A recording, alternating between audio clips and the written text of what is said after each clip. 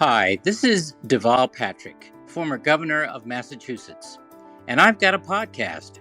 We call it Being American. In each episode, we talk about the major challenges that people and families and communities all over the country are facing that need real solutions, and how a better understanding of our shared values and objectives can help us bridge the kinds of differences that keep us from those solutions. I interview political figures, elected officials, grassroots organizers, regular citizens, folks in and out of politics and civic life who are in search, like me, of common wisdom in these uncommon times. Join us and help bridge the divide. It's the Being American podcast, which you can subscribe to or download wherever you get your podcasts.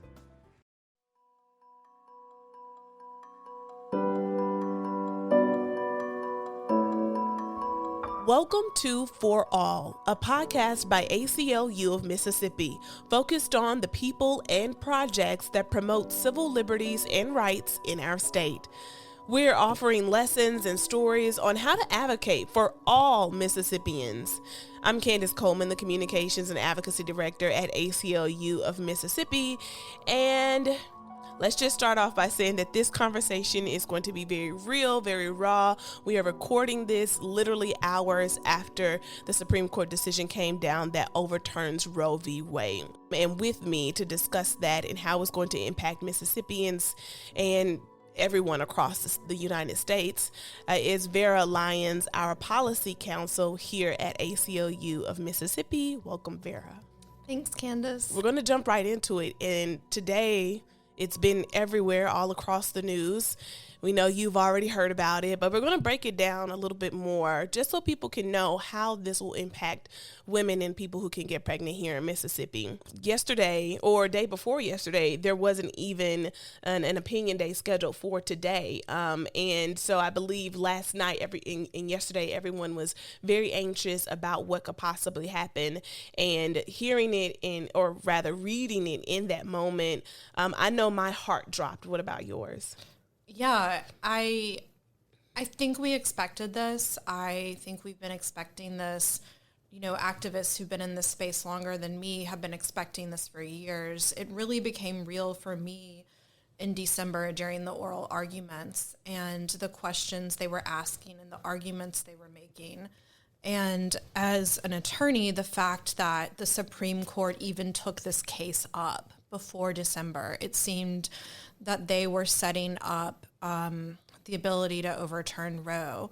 But, you know, even before reading the decision, seeing that on the first page where it says held, Casey and Roe are overturned, it was like, oh my God, this is real. Can you talk about how we got to this point with this specific case, Dobbs v. Jackson Women Health Organization? Yeah, so Roberts wrote in his concurrence today, he criticized the other conservative justices for taking it this far.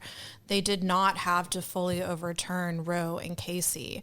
And you know, we originally had a decision from Judge Reeves, a federal judge, an Obama appointee in Mississippi, when this case first came up, saying this is ludicrous. Basically, this is clearly unconstitutional because Roe and Casey held that a woman had a right to a pre-viability abortion without undue interference by the state. There's been litigation about that for years about what does undue interference look like. But generally viability is at 23 to 24 weeks, and women could access abortions with some restrictions. Not that abortion has been under attack for years because of that. But yeah, the fact that they took this case up, the Fifth Circuit said, again, even though the Fifth Circuit is historically conservative, that the 15-week ban was clearly unconstitutional because it wasn't just a regulation, it was an out-and-out ban before those 23 to 24 weeks. So it really became concerning when the Supreme Court decided to even take this case up. They could have just let it go. and left it at that. And then you had questions from the justices in December that seemed to hint that they were seriously considering overturning Roe. Mississippi has been playing the long game here. Can you talk about what happened here in Mississippi with the 6-week ban, with the ballot initiative? What was the long game here in Mississippi that happened before we even got to this 15-week ban? Mississippi for years has had TRAP laws, which is targeted regulation of abortion providers. We used to have more than one clinic in the state, and I believe it was, I don't remember the exact year, but it was in the 1980s or 1990s that TRAP laws forced other abortion clinics to close, which is why we only have Jackson Women's Health Organization. We had laws passed that said an abortion clinic could only be so many feet from a church or a school. We had laws passed saying that an abortion clinic has to be an ambulatory surgical center. And the oddity of that is that an abortion procedure that is performed at JWHO is not really one that requires the anesthesia that an ambulatory surgical center is typically provided. We also had rules that the doctors performing abortions had to have admitting privileges at local hospitals, and the conservative politicians would cloak this in a way of saying, oh, this is protecting the health of the mother, but really it was just making abortions more difficult to access. We also had a rule where you have to have a 24-hour waiting period between appointments. And, you know, even though the FDA itself has said that abortion-inducing drugs are safe, such as mifepristone, you know, in other states, nurse practitioners could possibly prescribe those, or you can get a prescription for it and take it at home. But in Mississippi, you had to take it in front of a doctor, and the doctor also had to give you information that is inherently incorrect medically, such as abortions make a higher risk of breast cancer, which we know is incorrect. So we've been chipping away at these freedoms for years. And the fact that we only had one abortion clinic operating in the state made it more difficult for women in North Mississippi, the Delta, which is historically, you know, an impoverished, underrepresented region, having to travel 2 to 3 hours to Jackson and then stay overnight, get childcare if they had children, and also take time off of work to get these procedures. So the politicians who passed the 15-week ban knew what they were doing. I believe the 15-week ban was initially written by an advocacy organization that is anti-abortion. And it was just kind of another instance where they knew they would stick it up. They knew it would get sued, and it was kind of a long game of trying to get Roe v. Wade overturned. And I am really kind of scared about what they're going to try in this next upcoming legislative session, because so many of these politicians don't seem to be educated about birth control, about what an IUD does, about what IVF does. And we had this personhood amendment in 2011, which would have given a fetus at conception personhood, which is incredibly scary because there are so many ways that a woman can lose a pregnancy, and it opens her up to possible criminalization when it was simply a medical issue that she lost the pregnancy in the first place. And Mississippians overwhelmingly did not pass that, right? Right. And people were surprised. But honestly, I think that if you talk to Mississippians, a lot of Mississippi women realize where that argument is headed, that if we start personhood at conception, then we're going to go after birth control. And we're already a state that promotes abstinence-only education. So we're not even educating people about how not to end up in a situation where an abortion is required in the first place.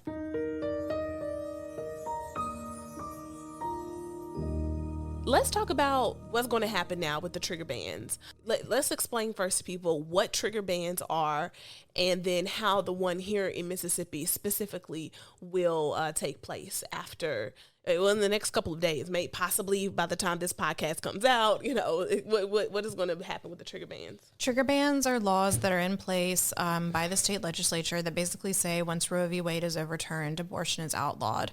Some of them go into effect immediately, like Missouri has a trigger ban, and it went into effect immediately. My alma mater is Washington University in St. Louis. They have a pretty big medical school and hospital, and one of my friends from college works there and sent me a text earlier today that the school had already sent out an email telling all physicians that they cannot perform abortions anymore. And with Mississippi, I haven't seen yet today. I'm sure we'll get it eventually. Lynn Fitch, the Attorney General, is supposed to write a letter that is then published by the Secretary of State. And 10 days after publication of that letter, then the abortion clinic will have to close. And we know for a fact that letter is coming. It's not an if, it is a when. The governor has said it. She has said it. Philip Gunn said it today. That is going to happen. So in about 2 weeks, in less than 2 weeks, we could see the only abortion clinic here in Mississippi closing, and women here in Mississippi now having to travel either, what's the closest place they could go? Florida or Illinois, and a trip to Destin, which is a pretty common vacation destination for a lot of Mississippians. I know that's about 6 hours from Jackson, and then Illinois is about 7 or 8 hours. But the problem with Florida is Governor DeSantis said today that he is already exploring putting even more restrictions on abortions in Florida. Mm-hmm. So we're going to see clinics overwhelmed. We've already seen clinics overwhelmed in New Mexico because of Texas's SB 8.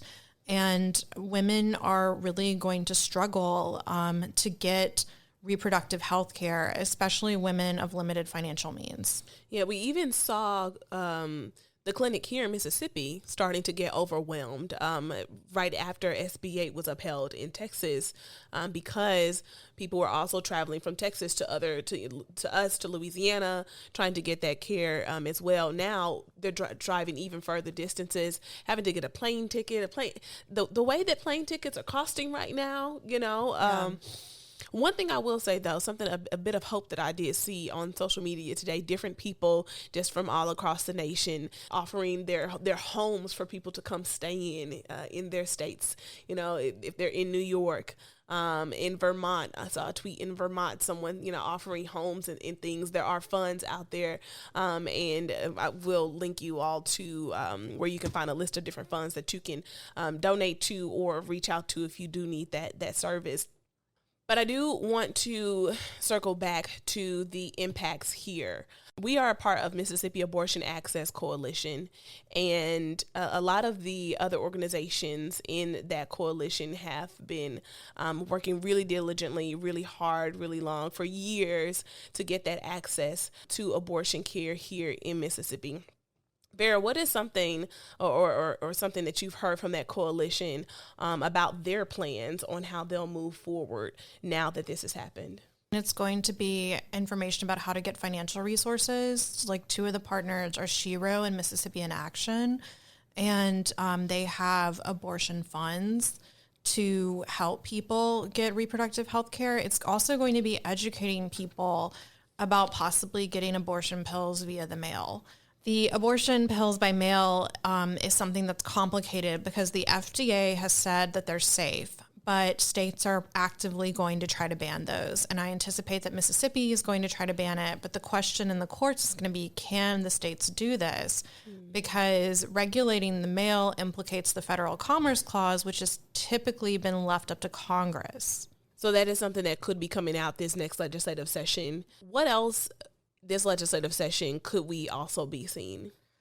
We could also be seeing attempts to ban IUDs. Some of the political action groups that have pushed through these abortion bans don't like IUDs. There was a legislator in Missouri in their last session who tried to pass a ban on IUDs. And there's a lot of misinformation about IUDs. People claim they're abortifacients, and they're not. And we could also maybe see some regulation of in vitro fertilization and arguments about what to do with embryos as a result of that process. And that's the part there that's even more baffling to me, is how it will also impact that. IVF, That is someone who wants to be obviously wants to be pregnant and wants to have a child. And now you are harming this process for people who want to get pregnant there. Talk about like the importance of having legislators who vote for things and have like-minded who are like-minded with their constituents, but also just know what they're voting for, because what we do know is our executive director, Jarvis Dorsch, who was formerly in the legislative session and who was in the session during the passage of the 15-week ban, which created this whole thunderstorm here. He said not once did they have a hearing with a doctor. Not once did they bring in a doctor to come talk about viability, to come and talk to them about this topic. That is so important, right? Yeah, and he also recalled that one of the representatives said that he claimed to know that a 6-week fetus was viable, which is absolutely incorrect. It's not viable until 23 to 24 weeks. It reminded me a lot of the debate over medical marijuana. It just seemed that some of these people just had absolutely no clue over what marijuana actually did. And we're not seeing experts come in. We're not seeing healthcare officials come in and really educate them about this. Yeah, an uneducated body making these decisions for people for bodies that they don't even have. They don't even have the ability to carry a pregnancy. I think we did a pretty good job of explaining what will happen next with the trigger ban, and how this will impact Mississippians here, the closest place that they'll be able to go. Vara has been doing all day today. She's been doing interviews, and she's kind of been like our number one spokesperson on this topic. And I know that it's super tiring and it's super depressing when you have to talk about this over and over again, specifically as a woman. We are younger women who this will impact as well. As a young woman as well and working in this space, I know for myself, it's hurtful that you have politicians who not only want to strip away this right, but they also have, also in that opinion, it was implications of other rights that can be stripped away from us. Can you talk about specifically why we are saying this is not only affecting abortion rights? This is something that you've probably seen on social media now, people saying this is not only affecting abortion rights. Vara, can you explain to our audience what it is that's in that Supreme Court opinion that highlights this and that indicates to us that this is not only about abortion rights? Yeah, so Roe v. Wade really rested on an interpretation of the 14th Amendment and a right to privacy. And there's not necessarily an explicit right to privacy in the 14th Amendment. It was one the justices carved out in cases before Roe v. Wade. So we have Griswold v. Connecticut, which gave couples a right to privacy in their bedroom and the right to use birth control. We have the Loving case, which gave us interracial marriage.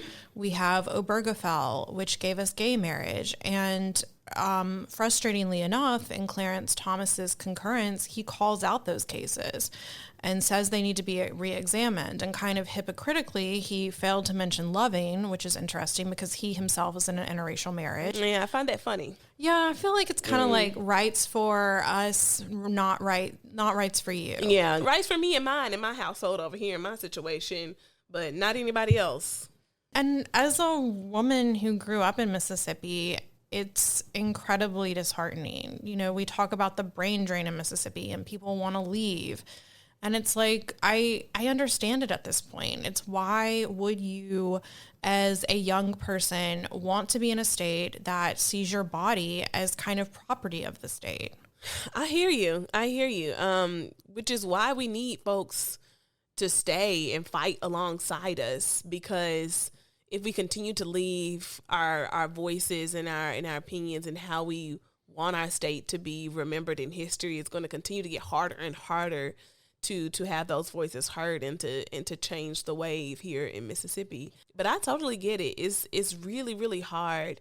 But we're here, we're fighting, and we're going to keep on going. And I will say, like, I am heartened by friends I have who are fighting for this. Yeah. You know, like one of the members of Mississippi Abortion Access Coalition, Elizabeth Davidson, who's the head of Faith in Women, which is a clergy-based congregation. Like, we are family friends, you know, we grew up going to the same church, and you know, we are here, we are fighting, and, you know, we, even though as a Mississippian, you typically grow up in a more conservative, more religious background, you know, we've realized that, that women have rights to their own bodies.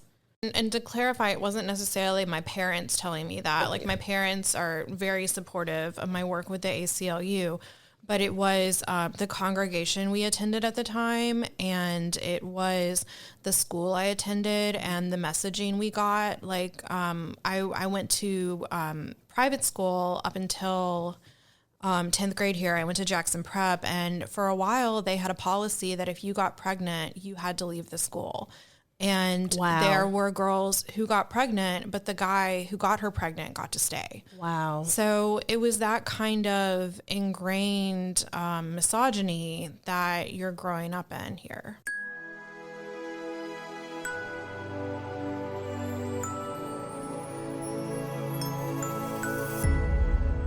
So what is the next steps moving forward? We will obviously be continuing to work with our coalition partners in making sure that people know about the different funds and the different services that they can reach out to be able to access abortion, even though it will be much harder. But we also want to make sure that that resource is there. So ACLU of Mississippi's website is ACLU-MS.org. And we do have a Know Your Rights page up there. As soon as that trigger ban goes into effect, you will know. We'll have it posted there so people will know. But I would suggest now, you know, start preparing to have to leave the state of Mississippi if you want to get abortion access. Other steps that we'll be doing, obviously watching the legislative session for those different legislation that could be coming out, that we know will probably be coming out, that will attack our other rights, that will go further. Okay, so that was a lot of doom and gloom. What is your hope for the future here in Mississippi when it comes to reproductive rights? My hope is that people will band together. You know, we're seeing a lot of support from LGBTQ allies who realize that because Roe v. Wade is overturned, gay marriage is on the line. We're seeing support from people out of state. Like when we held a rally last Friday, we had caravans from Texas and Louisiana. And I think that people who are going to be faced with reproductive choices really have to band together. You know, you were talking about people offering their homes. I saw some of that today on social media too.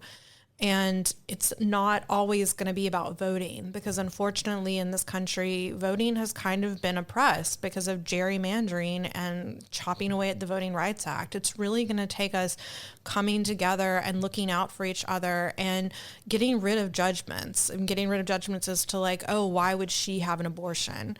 You know, that's not really something that the person other than the person getting an abortion should be calling into question. Yeah, it's community. That's something Exactly. that we're missing lately is community. And our society itself needs community. And I think, you know, in the South, as much as the South gets maligned sometimes from people in the North, the South has a strong sense of community. I think that Southerners tend to have each other's backs. So that is what I'm hopeful about going forward. Okay, well, thank you so much, Vara.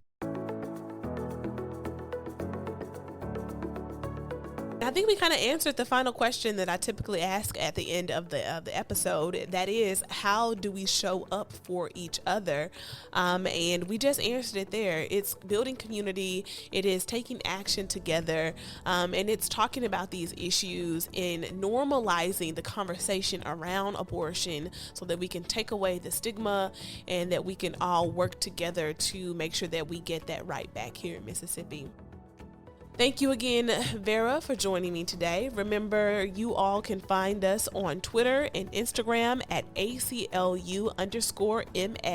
You can also find us on TikTok. And I heard that one of our latest TikToks with Vara in it actually is kind of going a little viral. So check that out. And then on Facebook, you can find us at ACLU of Mississippi. All right, now go advocate for something.